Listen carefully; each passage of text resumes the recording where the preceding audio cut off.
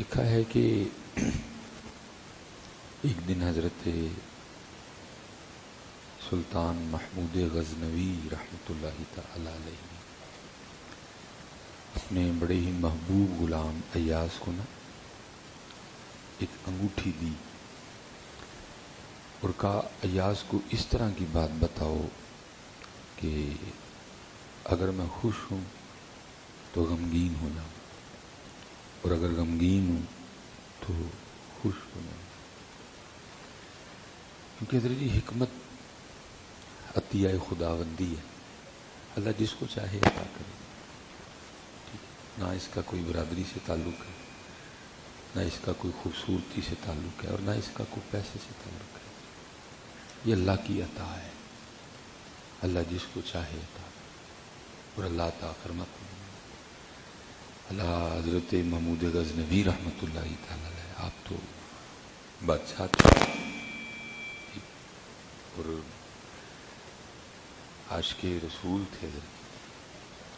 ان کے لیے کتابوں میں لکھا ہے کہ یہ ہر روز 1,00,000 بار حضور نبی پاک علیہ الصلوۃ والسلام کی بارگاہ میں درود و سلام کا تحفہ پیش کیا کرتے تھے.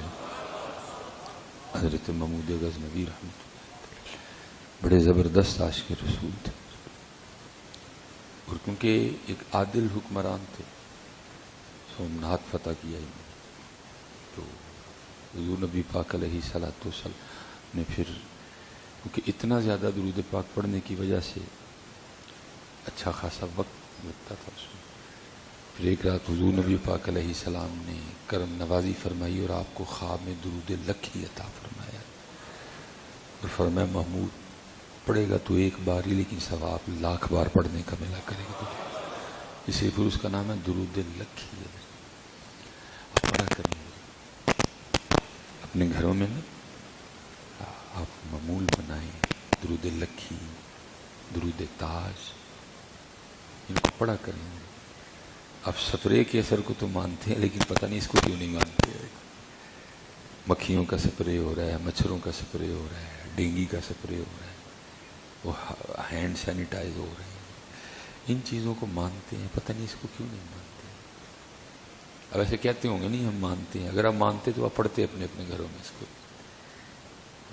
ہم شاید ادھر سے مانتے ہیں، ادھر سے کوئی نہیں مانتا. اگر ہم مانتے تو ہم کرتے اس کو. درود لکھی، درود تاج، دعائے جمیلہ، یہ وہ چیزیں ہیں کہ وقت بڑا تھوڑا تھوڑا لگے گا لیکن ان کے فوائد بے تحاشا ہیں. سورہ یاسین، سورہ ملک، دیکھو نا کتنی بڑی بات ہے. محبوب علیہ السلام فرما رہے ہیں جو ہر شام سورہ واقعہ پڑھے گا اس کو فاقہ نہیں آئے. بھائی اور کیا چاہیے آپ لوگوں کو؟ کون فرما رہے ہیں؟ حضور نبی پاک علیہ السلام. ان سے آگے کسی کی بات ہے لیکن پڑھنی ہم نے پھر بھی. انشورنس جائز ہے نجائز ہے، بینک کو پیسے لینے جائز نہیں نجائز نہیں، یہ پوچھیں گے. یہ جائز ہے، قرآن ہے. یہ نبی پاک فرما رہے ہیں جو ہر شام سورہ واقعہ پڑھیں گے فاقہ نہیں ہے. بھائی خود پڑھو، بچوں کو سکھاؤ، اپنی بچیوں کو سکھاؤ. ٹینشن فری ہے جن کا سارا کچھ یہ ہے اللہ کی عطا سے محبوب خدا ہیں، جب نائب اکبر ہیں، خلیفہ اعظم ہیں آپ اللہ پاک کے.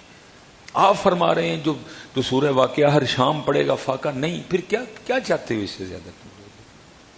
لیکن کیا ہے کوری پھر اتنے جڑی انشورنس جائے گی، بینک کو پیسے لینے جائے گی. جو تیرے در سے یار پھرتے ہیں در بدر یوں ہی خار پھرتے ہیں. جاؤ کھاؤ دھکے، جا کے تمہارے نصیبوں میں دھکے. یہ حضرت سیدنا عبداللہ ابن مسعود رضی اللہ تعالیٰ عنہ، ان کے لیے لکھا ہے کہ ان کا بیٹا نہیں تھا کوئی، ان کی صرف بیٹیاں تھیں. اور یہ بڑے جلیل القدر صحابی ہیں، حضرت فقیہ تھے.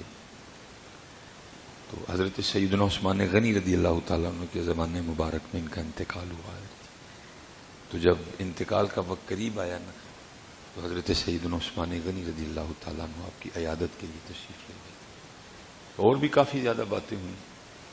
تو آپ نے فرمایا عبداللہ تمہارے تو انتقال کا وقت قریب ہے، تمہاری حالت بتا رہی ہے، تمہاری بیماری بتا رہی ہے، تو اگر تم کہو تو میں تمہاری بچیوں کے لیے روز کے پیسے نہ مقرر کر دوں تاکہ تمہارے انتقال کر جانے کے بعد تمہاری بچیوں کو کسی قسم کی پریشانی نہ ہو. ظاہر ہے والد کا انتقال ہو گیا، بھائی ہے کوئی نہیں، تو پھر کیسے ہوگا؟ پھر کیسے؟ جیسے آپ آگے سوال نہیں حضرت ویسے بھائی جائز ناجائز والا مسئلہ بعد میں وہ ایک اور بحث ہے. میں آپ کی باتوں کا نہیں حضرت دیکھو نہ پیسے جمع کرا چھڑنے آپ پتہ نہیں 18 سال بعد کی حالات ہونے نے کی نہیں ہونے. لیکن یہاں سنو، تم تو 18 سال کی بات کرتے ہو نا، ذرا اسی وقت کی بات سنو. حضرت آپ کا انتقال ہو گیا اگر اس بیماری میں، تو بچیوں کا گزر بسر کیسے ہوگا؟ اگر عبداللہ ابن مسعود اگر تم کہتے ہو تو میں تمہاری بچیوں کا کوئی روز کا خرچہ مقرر کر دوں. آپ نے فرمایا امیر المومنین میری بچیوں کو آپ کے خرچے کی کوئی ضرورت نہیں ہے. حضرت سیدنا عثمان غنی رضی اللہ تعالیٰ نے فرمایا عبداللہ کیسی بات ہے، ان کو کیوں ضرورت نہیں ہے، کیسے ان کا گزارا ہوگا؟ آپ نے فرمایا میں نے اپنی بچیوں کو سورہ واقعہ سکھا دی ہے، اور میری بچیاں روزانہ سورہ واقعہ پڑھتی بھی ہیں، ہر شام پڑھتی ہیں. اور اللہ کے رسول علیہ السلام نے فرمایا جو ہر شام سورہ واقعہ پڑھے گا اس کو فاقہ نہیں آئے گا، ان کو آپ کے خرچے کی کوئی ضرورت نہیں ہے. نہیں سکھائیں گے ہم، پھر بھی جو تیرے در سے یار پھرتے ہیں در بدر یوں ہی خار. دوجی گل میرے خیال سے حضرت جی قربان صرف دو، ایک سورہ یاسین دوسرا سورہ واقعہ، باقی میں نے کہہ رہا نہیں اس کو حضرت جی صبح وہ شام کو یہ اور پھر سورہ ملک، تینوں کو تو حضرت جی لازم کر لو. اللہ کی قسم ہے سکون اتر آئے گا آپ کی زندگیوں میں. پہلا فرمایا جو نماز فجر پڑھ کے سورہ یاسین پڑھے اس دن کے سارے کام اللہ کے ذمہ ہیں، کام اللہ کے ذمہ ہو گئے، ٹھیک ہو گیا. جو ہر شام سورہ واقعہ پڑھے فاقہ، یہ بھی ٹینشن گئی. اور جو سورہ ملک ہر رات پڑھے گا، اپنا معمول بنائے گا ہر شام ہر رات سونے سے پہلے سورہ ملک، تو حدیث پاک کا مفہوم ہے بروز قیامت اگر کوئی معاملہ ادھر ادھر ہو گیا، نیکیاں کم پڑ گئیں، گناہ زیادہ ہو گئے، حکم جہنم کا آ گیا، تو احادیث کا مفہوم ملتا ہے کہ سورہ ملک اللہ سے جھگڑے گی. رب کریم یہ مجھ سے پیار کرتا تھا، یہ مجھے روز پڑھتا تھا، میں نہیں اس کو جہنم میں جانے دوں گی. تو اللہ پاک فرمائیں گے نیکیاں کم ہیں، گناہ زیادہ ہے، تو پھر سورہ ملک آگے سے کیا کہے گی؟ اگر اس کو جہنم میں بھیجنا پھر مجھے قرآن پاک سے نکال دو. اب سورہ ملک تو نہیں نا نکالی جائے گی، پھر کیا ہوگا؟ سورہ ملک پڑھنے کی وجہ سے اس شخص کو جنت میں بھیج دیا جائے گا. لیکن کیا ہے پڑھنی ایسی نہیں. سکھاؤ اپنے بچوں کو یہ وہ ایسے ویسے ویسے سکھاؤ اپنے بچوں کو. سویرے سویرے جتنے والد بیٹھے ہو نا، اٹھ جایا کرو صبح، اپنے بچوں کو اٹھاؤ، خود کھولو، ان کو بٹھاؤ سامنے، پڑھو.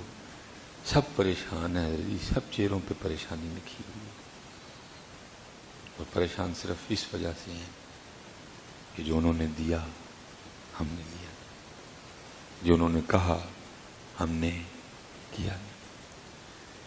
جو تیرے در سے یار پھرتے در بدر یوں ہی خار پھر